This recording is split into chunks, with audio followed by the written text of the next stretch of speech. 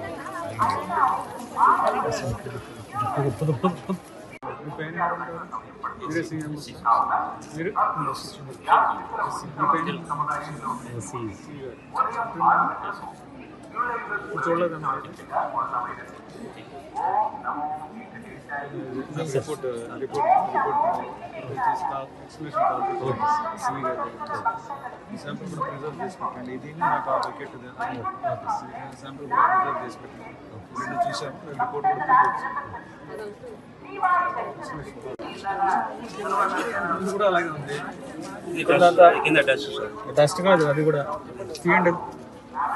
మీరు చేయి పెట్టకండి, మీరు చేయి పెట్ట గ్లాస్ వాళ్ళు తీయండి, వాళ్ళు తీయండి.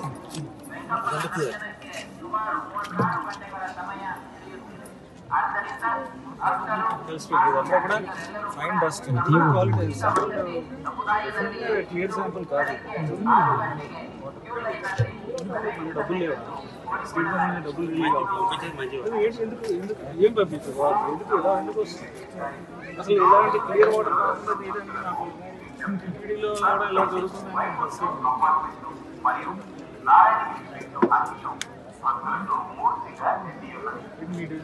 ప్రాబ్లమా లేదా ఇది ప్రాబ్లమా?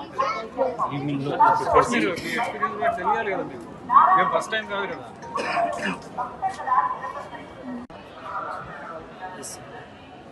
ఏంటిది అది అసలు గ్లౌజ్ లేవు, అసలు సిస్టమ్ ఏంటి? ఇన్ని గ్లౌజ్ ఇస్తారమ్మా, మరి ఎందుకు తీసుకోవాలా?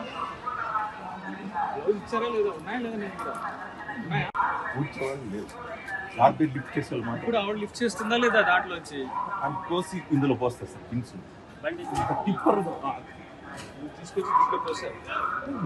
అయితే దీంట్లోంచి దాంట్లో వేస్తావా? చెప్పు. నువ్వు కవర్ చేయకండి, నేను అడుగుతున్నది ఏం చేసి దీంట్లో వేసేప్పుడు ఏంటి మీరు బాధ్యత ఏంటి? ఇప్పుడు ఏం చేయాలి? ఇప్పుడు ఎంతమంది డ్యూటీ ఎంతమందికి వేస్తారు ఇక్కడ? డ్యూటీ ఎంతమంది ఉన్నారు? ఎప్పుడు చూసారా? ఏం సిస్టమ్ ఏంటి? మానిటరింగ్ ఎలా చేస్తారు? శానిటైజేషన్ అది లేదా? ఎలా చూస్తారండి? దానికి సిస్టమ్ ఏం లేదా? ఏం అటెండెన్స్? బయోమెట్రిక్ అటెండెన్స్ ఉందా, లేకపోతే ఫోటో ఉందా, లేకపోతే ఎలాగా? ఫోటోలు వేస్తారా? బస్సు వేస్తారు? బస్సు కాదు, ఫోటో కానీ బయోమెట్రిక్ కానీ అదేం లేదు సార్. బయోమెట్రిక్ సిస్టమ్ ఎక్కడ? మస్ట్ ఆఫ్ పాయింట్లో ఎలా విషయాలు మీరు తీసుకుంటారా? ఎవరు తీసుకుంటారు? ఇన్స్పెక్టర్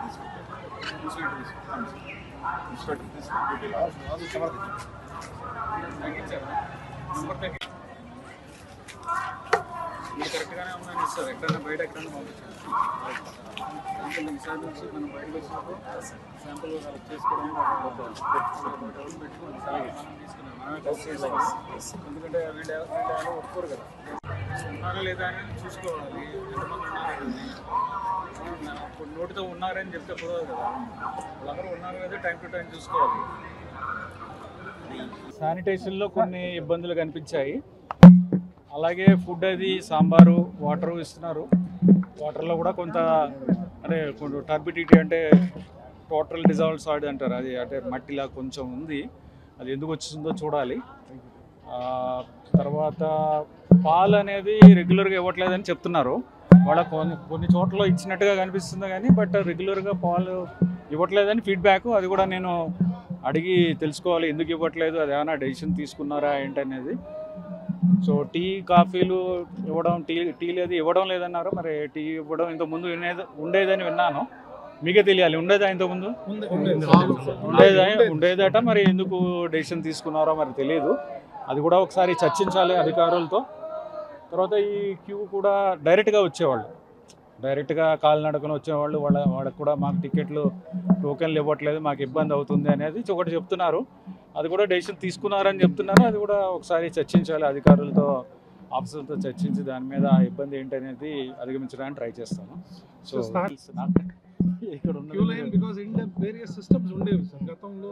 అలాగే డెఫినెట్గా మీరు ఇచ్చిన ఫీడ్బ్యాక్ డెఫినెట్గా that will be valuable. Will discuss ఎందుకు అవుతుంది అనేది, ఎక్కడ వస్తున్నారు డేటా అది చూస్తాం ఎందుకు వస్తుంది.